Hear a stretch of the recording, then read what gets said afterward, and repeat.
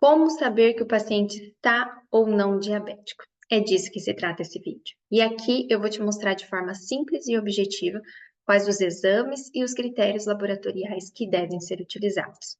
Então, se você gostar de saber sobre esse conteúdo, já se inscreve no canal e compartilha esse vídeo e curte esse vídeo aí para sempre estar nos ajudando, certo? Então, vamos lá. Como saber se esse paciente é ou não diabético? Antes de começarmos sobre os critérios, eu quero relembrar com vocês que existem dois tipos de diabetes. Na verdade, três, mas aqui a gente vai falar de dois. É o diabetes tipo 1 e o diabetes tipo 2. Qual que é a diferença entre eles? O diabetes tipo 1 é aquele diabetes em que normalmente você tem um cunho genético, né? Então, é aquele paciente que normalmente ele é jovem e ele desenvolve esse diabetes já quando jovem. Por quê? Porque o seu pâncreas para de produzir insulina. Então, eu tenho ausência total de insulina, certo? Já o paciente tipo 2 é aquele que vai desenvolver, aquele paciente que desenvolve o diabetes mais velho, normalmente 50, 60 anos, e que isso se deve a um estilo de vida mais sedentário, mais precário, e que devido a isso, o pâncreas dele ele produz a insulina, porém essa insulina, ela não é tão eficiente, ela não faz o seu efeito que deveria. E aí ele começa a ficar o que a gente conhece como resistente à insulina, né? Que é o famoso resistência à insulina, diabetes tipo 2. Mas afinal, qual que é a função dessa famosa insulina? Para relembrarmos, a insulina é responsável por pegar a glicose dentro da corrente sanguínea e mandar para dentro da célula. Portanto, a insulina ela tem como efeito, né, diminuir a concentração de glicose na corrente sanguínea. Portanto, se eu tenho diabetes tipo 1 e tipo 2, eu não consigo exercer esse efeito e eu acabo aumentando a concentração de glicose na corrente sanguínea, que é característico do diabetes. Então, os critérios laboratoriais, os exames laboratoriais se baseiam nisso, em detectar esse aumento da glicemia, né, ou seja, da glicose na corrente sanguínea. Então, quais são os critérios laboratoriais? Nós temos 4 exames que podem ser utilizados para diagnosticar essa diabetes. Vou até diminuir um pouquinho aqui a tela. Então, primeiro, a glicemia, dosagem da glicemia em jejum, né? O teste oral de tolerância à glicose, que é você dosar a glicose a partir de uma sobrecarga, que eu já vou explicar de glicose. A glicose ao acaso, ou também aquela glicose pós-prandial, que você dosa a glicose 2 horas após a refeição, e a hemoglobina glicada. Então, esses são os exames laboratoriais que podem ser feitos. O que é a glicemia em jejum? Eu vou falar em detalhes, mas é aquela dosagem da glicose com um jejum de até 8 horas. Esse paciente, se ele tiver uma glicemia menor do que 100, ele é considerado normoglicêmico, ou seja, normal, não tem doença nenhuma. Agora, se a glicose em jejum estiver entre 100 e 125, aí ele é considerado como pré-diabético. Ou se ele tiver uma glicose em jejum maior do que 126, ele é considerado como diabético, ou seja, já tem diabetes estabelecido. Aí você pode falar assim, mas só essa glicose em jejum já é suficiente? Ó, de acordo com a Sociedade Brasileira de Diabetes e também a Organização Mundial da Saúde, eles afirmam que positividade para qualquer um dos parâmetros confirmam tanto o pré-diabético quanto confirma o diagnóstico de diabetes laboratoriais. Porém, o médico sempre fica aí meio com o pé atrás. Será que foi um dia esporádico que isso aconteceu ou será que é a realidade do paciente? Para confirmar isso, existem 2 exames com bastante segurança, que é o teste oral de tolerância à glicose, aqui ó, teste oral de tolerância à glicose, TOTG, e a hemoglobina glicada, que se tiver os critérios laboratoriais acima, vão diagnosticar o diabetes, certo? Eu vou explicar em detalhes o que são esses exames. Ah, mas você falou sobre a glicose ao acaso, né, glicose pós-prandial. Eu também não posso utilizar como critério de diagnóstico? Pode ser utilizado, porém, ele não é muito seguro, ele não tem o que a gente diz como reprodutibilidade. O que isso quer dizer? Uma hora eu faço, ele dá um resultado, outra hora eu faço, ele dá outro resultado, então ele não tem muita segurança, muita confiabilidade nesse exame. Mas eu posso utilizar sim como critério, certo? Então, como eu falei para vocês, a glicemia em jejum é aquela glicose que o paciente vai no laboratório com jejum de 8 a 12 horas. Importante, isso não pode ser menor do que 8 e nem maior do que 12, que interfere no metabolismo. E eu vou dosar essa glicose. Cuidado para usar o anticoagulante, né? Um anticoagulante específico, que é o fluoreto de sódio. Porque esse fluoreto de sódio, gente, ele inibe a enzima enolase, que impede que as hemácias continuem utilizando a glicose e diminua os níveis de glicose até a sua dosagem. Mas quais os critérios? Como eu falei para vocês, né? Normal até 99, pré-diabético de 100 a 125 e diabético acima de 126. Mas o médico ficou meio assim, quer saber se é um dia esporádico ou não. Será que aquele paciente não comeu muito doce no dia anterior? Será que é isso mesmo? Será que ele não está nervoso? Alguma coisa que possa ter alterado esse metabolismo? Então, tem que confirmar. Um dos exames mais utilizados é o teste oral de tolerância à glicose.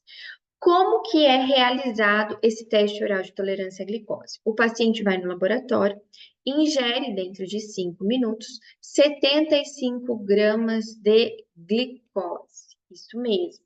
Ele toma ali, ó, dentro de 5 minutinhos, ou seja, tem que ser de uma só vez, ele vai tomar essa glicose. E ele vai dosar após 2 horas. Então, após 2 horas, essa sobrecarga de glicose, né, de 75 gramas, ele vai dosar essa glicemia. O que ele tem que avaliar? Se os valores estão dentro do esperado. Quais são esses valores? Né? Normal até 140, então a glicemia dele tem que estar abaixo de 140 após 2 horas, isso tem que ficar bem claro. Ele vai ser considerado pré-diabético de 141 a 199, tá? E ele vai ser considerado diabético quando estiver acima de 200 miligramas por decilitro. A sua glicemia após 2 horas. Quero deixar isso bem claro. Por que após 2 horas? Porque ele quer avaliar como que o organismo está respondendo a uma sobrecarga de glicose. É como se ele simula como se a gente tivesse almoçado, se a gente tivesse jantado, arroz, feijão, todo carboidrato que a gente come, e como que o nosso organismo está reagindo sobre isso. Então, se o nosso organismo consegue produzir insulina e retirar essa glicose da corrente sanguínea de forma rápida, em até 2 horas, tá ok. Agora, se começa a demorar demais para conseguir normalizar essa glicemia, aí ele pode ser um provável diabético se estiver acima de 200. Quando que é utilizado o teste oral de tolerância à glicose? Gente, normalmente é utilizado quando o paciente apresenta a glicemia em jejum, no estágio pré-diabético, ou seja, ele fez a glicemia em jejum e aí ele apareceu lá com os valores de 100 a 125. Daí ele se pergunta assim, o médico pergunta, e aí, será que esse paciente está ou não diabético? Então, ele pede esse exame de teste oral de tolerância à glicose. Tem que tomar muito cuidado para não fazer esse exame em pacientes que estão com uma glicemia em jejum muito elevada, de 200, 300. Por quê? Porque pode ser que ele passe mal, afinal, você dá uma sobrecarga de glicose. Então, se esse paciente já está com uma glicemia elevada, já está como diagnóstico de diabetes, se você fizer esse exame, pode ser que ele possa passar mal. E aí sobrou a hemoglobina glicada. Até uns anos atrás, a hemoglobina glicada era utilizada somente para acompanhar aquele paciente que a gente já sabia que era diabético. Hoje não, hoje ele serve como diagnóstico. Mas afinal, o que é essa hemoglobina glicada? A hemoglobina é a proteína que está lá nos eritrócitos e que transporta o oxigênio. Então, a hemoglobina ela é uma proteína, como qualquer outra, certo? E todas as proteínas têm a habilidade de se ligarem de forma irreversível às glicoses. Então, conforme a glicose vai andando lá na corrente sanguínea, ela encontra uma proteína e ela se liga de forma irreversível. Uma vez ligada, não desliga mais, certo? E o que isso acontece? Quanto mais glicose eu tiver, mais eu vou me ligar às proteínas. Quanto menos glicose eu tiver na corrente sanguínea, menos eu vou me ligar. Vamos pensar no paciente diabético?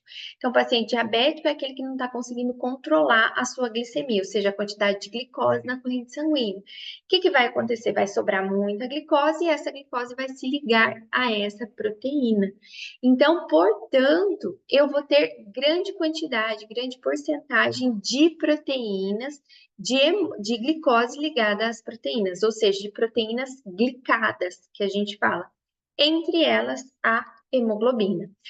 Porém, eu posso também calcular em cima disso qual é a porcentagem não, qual é a quantidade média de glicose que eu tenho na corrente sanguínea. Então, se o paciente, ele tiver aí, né, entre 4,4 a 6,4 de hemoglobina total, hemoglobina glicada total, tranquilo, esse paciente, ele é considerado normal. Agora, se ele tiver entre 5,7 a 6,4% de hemoglobina glicada, então ele já tem um risco. Prestem atenção, ele não é diabético, ele tem um risco, certo?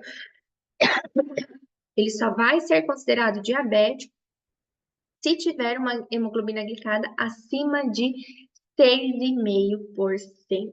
Ah, mas por que é importante eu saber esse risco aqui? Porque pode ser que esse paciente já seja pré-diabético. Então, ele tem que mudar o estilo de vida, a alimentação. Agora, pacientes já diabéticos, ele tem uma meta aí de manter a sua glicemia em torno de, a sua hemoglobina glicada em torno de 7%, que é um nível aceitável de glicemia. Então, em cima dessa porcentagem de hemoglobina glicada, eu consigo fazer um cálculo e saber qual que é o valor médio de glicemia. Então, por exemplo, eu tenho lá uma glicose média estimada é 28,7 vezes a porcentagem da hemoglobina glicada menos 46,7. Então, eu vou substituir nesse valor aqui a porcentagem. Então, digamos que o paciente tem lá 6,5, né? Então, vai fazer 28,7 vezes 6,5 e o resultado, menos 46,7, que vai dar um valor médio de glicose, de glicemia, né? Vou fazer aqui para vocês verem. Então, 28,7 vezes 6,5 dá 186,55, menos 46,7 dá 139,8. Ou seja, esse paciente ele tem aproximadamente uma glicemia de 140 miligramas por decilitro. Por isso que 6,5 ele já é considerado diabético, porque ele está mantendo uma média de glicose de 140 miligramas por decilitro, certo? Então, aqui, ó, de forma geral, né, se o paciente ele tem suspeita de diabetes, ele vai fazer a glicemia em jejum. Se essa glicemia der menor do que 100, tá paciente normal. De 100 a 125, ele é pré-diabético. Agora, de 100, acima de 126, ele já é diabético. Aqui, ó, se ele der pré-diabético, lembra que eu comentei com vocês? Vai fazer o teste oral de tolerância à glicose. Se der menor do que 140 após 2 horas, então ele não é diabético. Agora, se der 140 a 200, ele tem uma tolerância à glicose diminuída, mas ele ainda não é diabético. Quando que ele vai ser diabético? Quando ele tiver um teste oral de tolerância à glicose, ou seja, uma glicemia após 2 horas maior do que 200. E eu também posso fazer hemoglobina glicada, né? Se der menor do que 5,7, esse paciente está normal. De 5,7 a 6,4, ele tem um risco aumentado, então pode ser que ele esteja aí pré-diabético. Agora, maior do que 6,5% de hemoglobina glicada, esse paciente já é considerado como diabético.